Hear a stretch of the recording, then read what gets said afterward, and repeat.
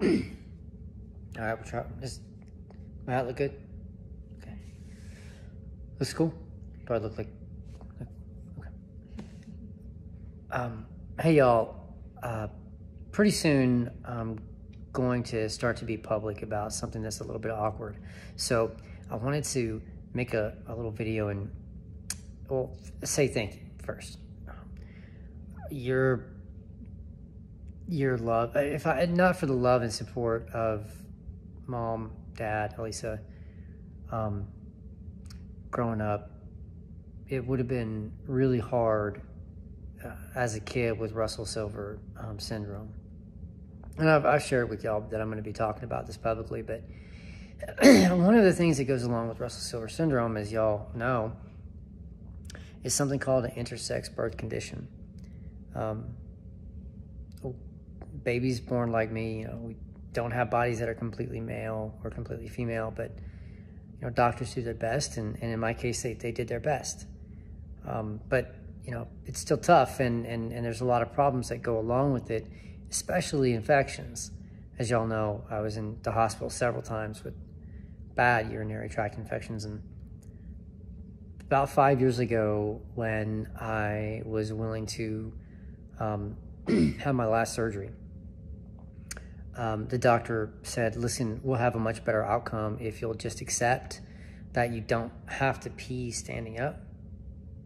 And I know that y'all know that I tried to hide that growing up, but I know that you all know that I wasn't able to do that because, the fistulas would come back, after surgery. So when I finally accepted that, I don't think I've had one serious infection at all in the last 5 years, at all.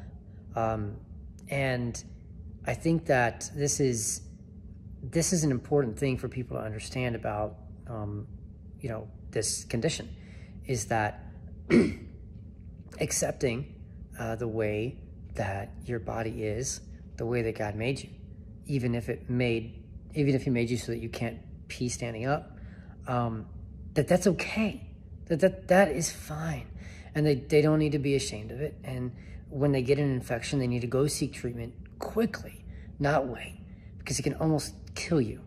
Trust me, y'all know. And but because of the shame and the fear, a lot of people didn't grow up with a supportive family like I did. And not only are they not willing to tell doctors or to tell their friends or anything like that, they're not willing to even tell their doctors. They don't want to talk about it at all. That's happened to me as well. So I'm going to start to be public about this and be public with not ashamed, bold. And I know that there's a lot of kids who are, about 1% of us, have some variation of this of some kind, and a lot of shame and a lot of fear and a lot of isolation. And I hope that you guys are proud of me for doing this, maybe. It's not a sexual identity. This is not what we're talking about. This is a condition that you're born with, and it just is. There's no getting around it. There's no denying it. But before I start talking about it, I wanted to tell y'all that I'm going to do that. And I also want to say thank you.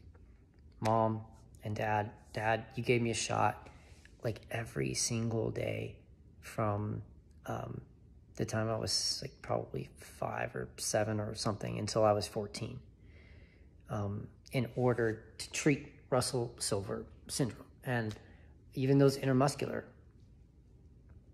shots that were the testosterone, the bigger needles, whatever. No, those hurt, but I know that they hurt you more to give them to me,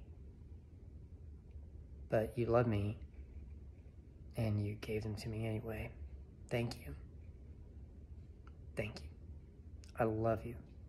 Mom, I love you. Elisa, I love you. Thank you both. Thank you.